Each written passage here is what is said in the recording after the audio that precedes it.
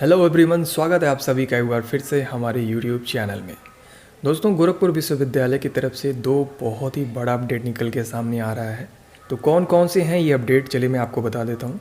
सबसे पहला जो इम्पोर्टेंट अपडेट है वो रिज़ल्ट को लेकर के है। कौन से कोर्स की रिज़ल्ट की बात हम लोग कर रहे हैं, तो यहाँ पर जो रिसर्च एलिजिबिलिटी टेस्ट यानी कि RET 2023 जो हुआ है, यानी कि PhD कोर्स के लिए जो एंट्रेंस एग्ज़ाम हुआ है, उसका यहाँ पर रिज़ल्ट जारी कर दिया गया है। रिज़ल्ट चेक करना बहुत आसान है, सिंपली आपको इस लिंक पर क्लिक करना है। जैसे ही लिंक पर क्लिक करेंगे, यहाँ पर आपको basically registration number, date of birth यहाँ पर फिलअप करके आप लोग जैसे ही सबमिट वाले बटन पर क्लिक करेंगे, आप लोग अपना रिज़ल्ट चेक कर पाएंगे। ठीक है, आई थिंक आपको समझ में आ गया होगा कैसे चेक करना है। कोई इशू आता है, टेक्निकल इशू होता है, आपका रिज़ल्ट नहीं चेक हो पा रहा है, तो यहाँ पर देखिए कॉन्टैक्ट नंबर दिया गया है। 10 से 5 के बीच में इस पर कॉल करके आप लोग अपनी जो इशू हैं उसे क्लियर कर सकते हैं। तो इस तरीके से ये जो अपडेट था, ये PhD कोर्स के लिए जिन भी स्टूडेंट ने अप्लाई किया था उन लोगों के लिए था। आई होप आप सभी को ये बातें अच्छे से समझ में आ गई होंगी। अब चलिए दूसरे अपडेट की बात करते हैं। जैसे ही एडमिशन पोर्टल पर आएंगे, पेज को थोड़ा नीचे करेंगे, तो यहाँ पर देखिए एक ग्रीन कलर में आपको नोटिफिकेशन देखने को मिल जाएगा, जो कि है BA ऑनर्स में प्रवेश हेतु ऑफलाइन काउंसलिंग का कार्यक्रम। यानी कि जो BA कोर्स में एडमिशन के लिए ऑफलाइन काउंसलिंग होने वाला है, उसका यहाँ पर शेड्यूल जारी कर दिया गया है, यानी कि टाइम टेबल जारी कर दिया गया है कि कब आपको यूनिवर्सिटी कैंपस जाना है, कितने नंबर प्राप्त करने वाले लोगों को बुलाया गया है, इन सब की इन्फॉर्मेशन इसमें दिया गया है। तो जैसे ही आप इस पर क्लिक करेंगे, ये डाउनलोड हो जाएगा। और चलिए डाउनलोड करके देखते हैं कि इसमें क्या क्या इन्फॉर्मेशन दिया गया है। तो आप देख सकते हैं BA एडमिशन का जो शेड्यूल है हमने डाउनलोड कर लिया है।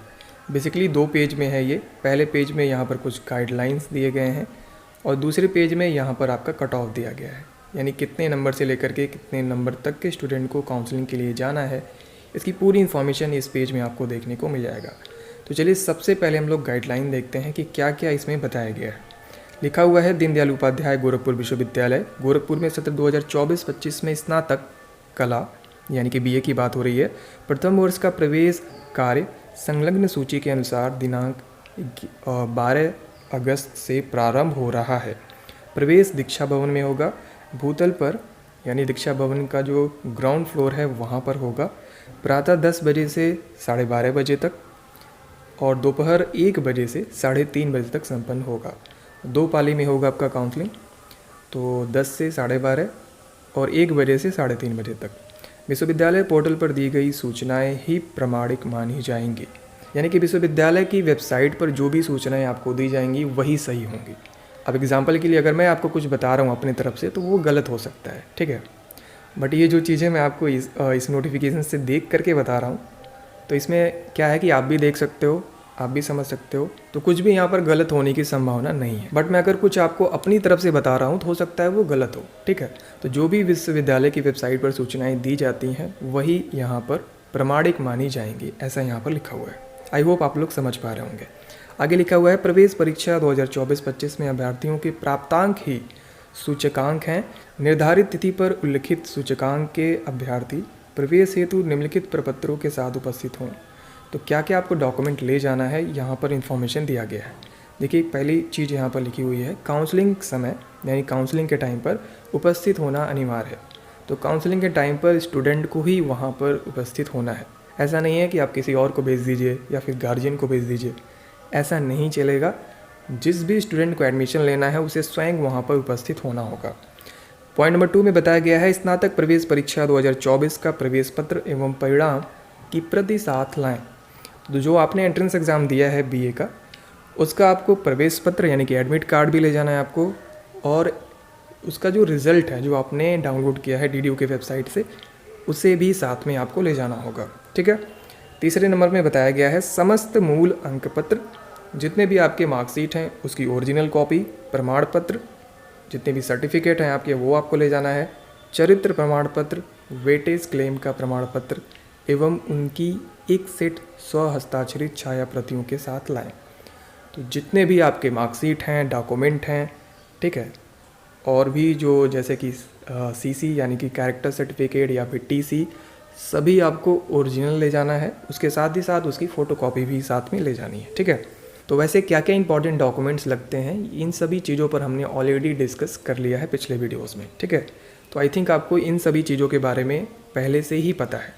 अब आगे बढ़ते हैं। देखिए लिखा हुआ है पॉइंट नंबर 4 में, अन्य पिछड़ा वर्ग का जाति प्रमाण पत्र, यानी कि ओबीसी का यहाँ पर कास्ट सर्टिफिकेट की बात हो रही है। प्रवेश की तिथि से 3 वर्ष से अधिक पुराना ना हो। तो कोई भी कास्ट सर्टिफिकेट अगर आप लोग वहाँ पर ले जा रहे हैं तो वो 3 वर्ष से पुराना नहीं होना चाहिए, ऐसा यहाँ पर स्पष्ट लिखा हुआ है। पॉइंट नंबर 5 में बताया गया है, अनुसूचित जाति या अनुसूचित जनजाति के अभ्यर्थियों का आय प्रमाण पत्र 3 वर्ष से पुराना ना हो। तो कोई भी अगर आपका कास्ट सर्टिफिकेट हो, डोमिसाइल हो या फिर इनकम 3 साल से पुराना नहीं होना चाहिए, ऐसा हर जगह पे होता है। तो एग्जैक्ट यहाँ पर भी ऐसा ही बोला जा रहा है। आई होप आप सब इस बात को समझ पा रहे होंगे। आगे लिखा हुआ है, प्रवेशित छात्र या छात्राएं निर्धारित शुल्क ऑनलाइन माध्यम से प्रवेश के 48 घंटे के अंदर जमा करेंगे, अन्यथा उनका प्रवेश स्वतः निरस्त हो जाएगा। तो देखिए जिनका भी एडमिशन होता है काउंसलिंग के बाद, उनको क्या करना है, 48 घंटे के अंदर अपने कोर्स के लिए टोटल फीस को जमा कर देना है। कैसे जमा करना है, तो ऑनलाइन जमा करना है, ठीक है। और जमा नहीं करते हैं तो आपका जो एडमिशन है वो कैंसिल हो जाएगा। अब देखिए यहाँ पर आगे लिखा हुआ है, बीए प्रथम वर्ष 2024-25 के प्रथम 3 दिवस का प्रवेश कार्यक्रम, यानी कि 3 दिनों तक जो काउंसलिंग चलने वाला है उसका यहाँ पर शेड्यूल दिया गया है, आप लोग देख सकते हैं। थोड़ा मैं जूम करके दिखा देता हूँ।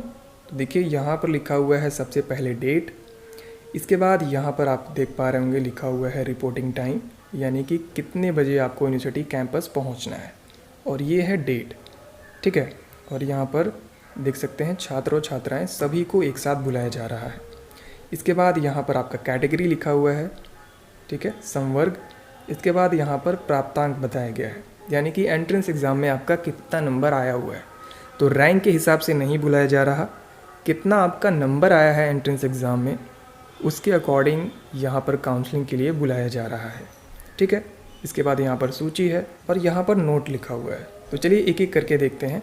तो देखिए 3 दिनों तक चलेगा, जैसा कि आप सबको पता है, 12 तारीख, 13 तारीख और 14 तारीख, यानी कि 12, 13 और 14 अगस्त, इन 3 दिनों में ही आपका जो काउंसलिंग है वो कराया जाएगा, ठीक है। अब देखिए जो 12 अगस्त 2024 को काउंसलिंग होने वाला है, यानी कि जो फर्स्ट काउंसलिंग होगा मॉर्निंग शिफ्ट में, उसकी टाइमिंग है यहाँ पर 10 बजे से दोपहर 12 बजे तक, 12:30 बजे तक। इसमें सभी छात्र और छात्राएँ जा सकते हैं। जनरल कैटेगरी के अंतर्गत बुलाया गया है, तो मतलब सभी लोग जा सकते हैं, इसमें सभी कैटेगरी के लोग इंक्लूड हो जाएंगे। कितने नंबर तक के स्टूडेंट को जाना है, तो यहाँ पर देखिए स्पष्ट लिखा हुआ है 104 अंक तक, यानी कि बीए के एंट्रेंस एग्ज़ाम में 104 अंक या फिर उससे ज़्यादा नंबर जितने भी स्टूडेंट का आया हुआ है वो सभी लोग काउंसलिंग के लिए जा सकते हैं, ठीक है। रैंक यहाँ पर नहीं बताया गया है, रैंक का कोई भी यहाँ पर जिक्र नहीं हुआ है। तो यहाँ पर सीधे सीधे अगर आपका 104 नंबर है या फिर उससे ज़्यादा है तो आप सभी लोग यहाँ पर एडमिशन के लिए जा सकते हैं। तो ये रही बात मॉर्निंग शिफ्ट की। अगर बात करें यहाँ पर आफ्टरनून शिफ्ट, यानी कि दोपहर के शिफ्ट में जो होगा काउंसलिंग, ध्यान से देख लीजिएगा, उसकी टाइमिंग है यहाँ पर 1 बजे से 3 बजे तक होगा। इसमें भी जनरल कैटेगरी के अंतर्गत ही बुलाया जा रहा है, मतलब कि सभी कैटेगरी के स्टूडेंट जा सकते हैं।